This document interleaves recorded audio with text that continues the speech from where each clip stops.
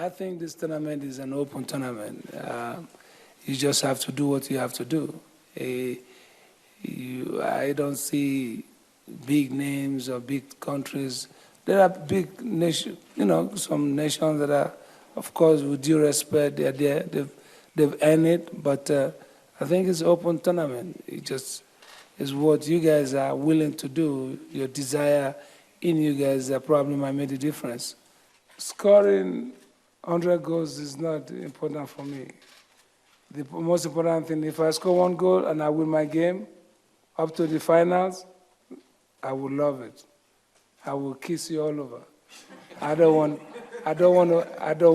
to score 10 goals in 1 game and then I'm out the next game. It doesn't make sense.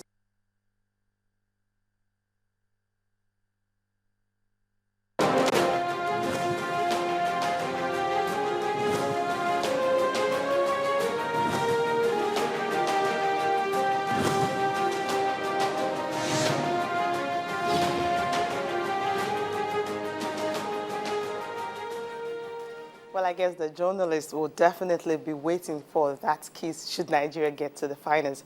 That was actually before the game against Iran at a press conference. Now, which of the African teams at the World Cup can actually reach the semi-final? Cote d'Ivoire or Algeria? Remember, Stephen Keshi actually said all the African teams in this particular World Cup, any of them can get to the finals. But at least with the performance so far, can anyone even make the semi-finals at all? That's a huge question. And you're watching Channels Television, broadcasting live from Lagos. I'm Cecilia Mogbe, and this is Sports This Morning. Welcome to the program. First, the headlines.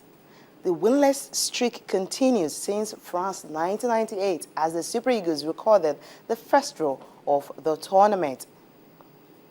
It took just 26 seconds for Clint Dempsey to ignite the U.S. campaign at the World Cup. And if you want to enjoy the Go Fest in Brazil, the place to be is Salvador, where giants are slayed. First it was Spain and now Portugal, 4-0, a huge one. Where for the NBA, the Spurs were simply the better side on Sunday night. Well, is this the end of the big three? Doing with LeBron James and Chris Bosh. Is this the end of these three players? Well, these are more after the celebrations from the American fans after they recorded their victory over Ghana. Remember, it's the first time they're beating them after 2 World Cups. Ghanaians were always responsible for their exits. That was amazing. That goal at the end was awesome. It just blew my mind. It was awesome. So good. Go America! America! USA! USA! USA! USA! USA! USA! USA! Such a good outcome. We're stoked. Hey, Ghana played really well. Hands up to the Ghanaians. They played really well. Fantastic technical football. We're just happy to scrap out that last goal. Right. Early We'll take goal. the win. We'll take the win. We'll take the win. USA! USA! USA! USA! USA! USA! Ghana played well. We did not take our chances. We had our chances, but I feel like we underrated the United States. It's a good team. They played good defensive, and they won. It's a game. We got to respect that. Good luck to them. Hopefully Ghana qualifies. If not, we'll come back in 4 years. It's a game, brother. Ghana! Number one. Ghana! Number one. Say you got to escape, but can't say something.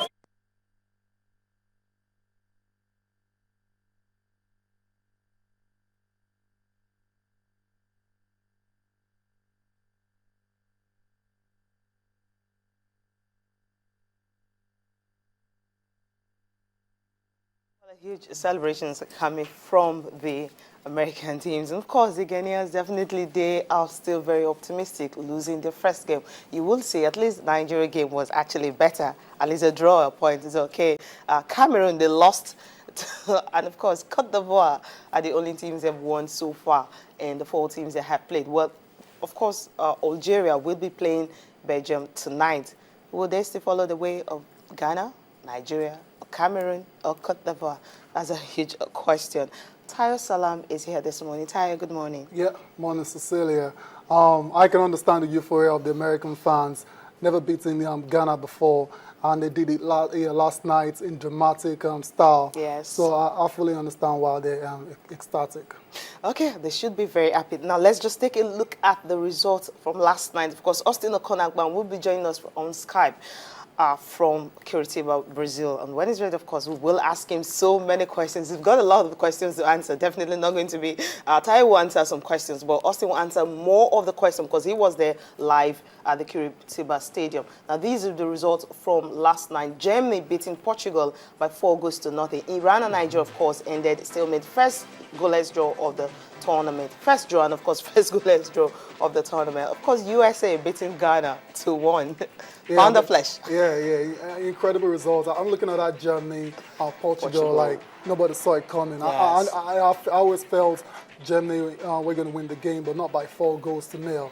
Once again, another good one for Cristiano Ronaldo. Yeah. The fans are on his back already for failing to actually lift his country when it was really needed. But then the other one, Nigeria, we'll talk about that later. Disappointing result for Nigeria. Yes, very. Really uninspiring. That's not what we expected.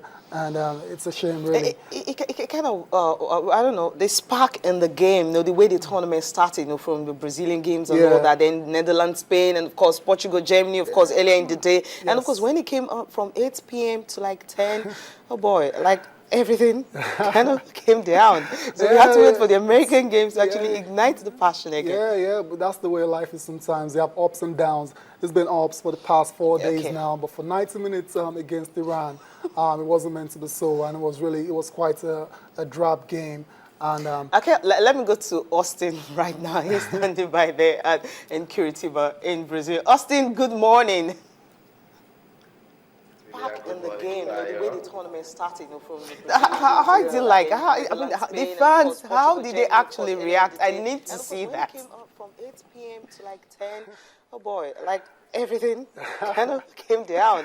So we had to wait for the American games to actually ignite the passion again. Yeah, but that's the way life is sometimes. You have ups and downs. It's been ups for the past 4 days now, but for 90 minutes against Iran, it wasn't meant to be so, and it was quite a drab game. And, okay, let me go to Austin right now. He's standing by there in Curitiba in Brazil. Austin, good morning. Good morning, Cecilia. Good morning, Tayo. How did you like? The fans, how did they actually react? I need to see that. From 8 p.m. to like 10, oh boy, like everything kind of came down. So we had to wait for the American games to actually ignite the passion again. Yeah, but that's the way life is sometimes. You have ups and downs. It's been ups for the past 4 days now, but for 90 minutes against Iran, it wasn't meant to be so, and it was quite a drab game.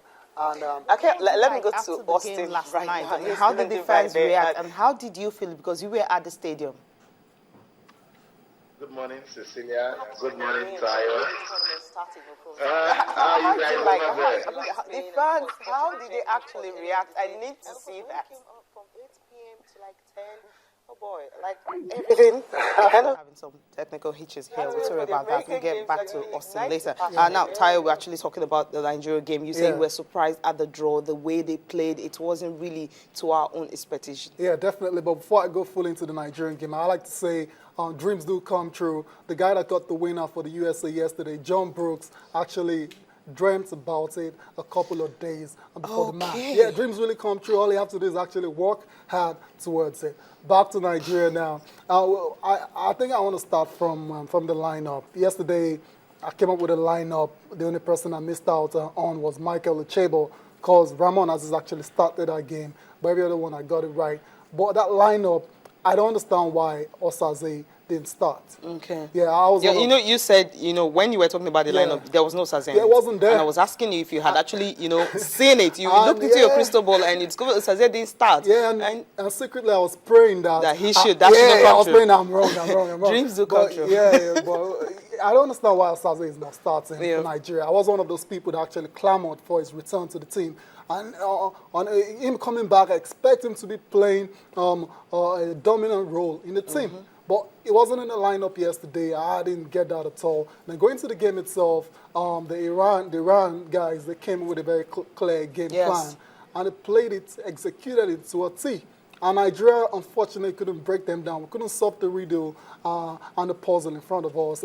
Whether that's due down to tactical or technical deficiencies, I really don't know. No, when Sazi actually came in, I mean, in the first 20 minutes, what we saw in the game, we saw this high tempo. Both teams were actually playing well. The Super Eagles were dominating. Of course, they dominated about 63% position all through the game. They could not utilize that. We saw that first 20 minutes, you had the Super Eagles really playing well. But after 20 minutes, what happened to the game? Was it the anxiety that the coach talked about after the game, or was it the pressure? Because I think most of the players who started the game, most of them are playing at the World Cup for the very first time. Was that the reason? Yeah. It depends on what you term playing well. We dominated possession, but there was no clear-cut in the final. There was no clear-cut opportunity in the final third. There was no cutting edge at all, and we didn't create enough goal-scoring chances for Emenike. So I wouldn't agree. But was he really at his best yesterday? Yeah, but you can't blame Emenike for not being at his best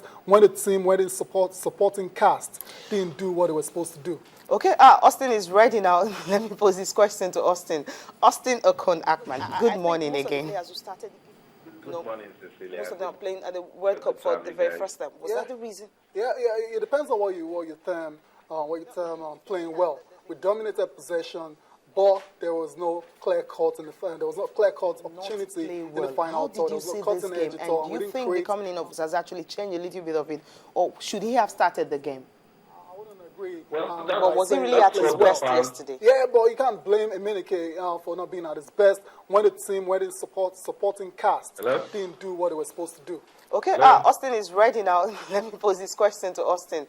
Austin Okon-Akman, good morning again.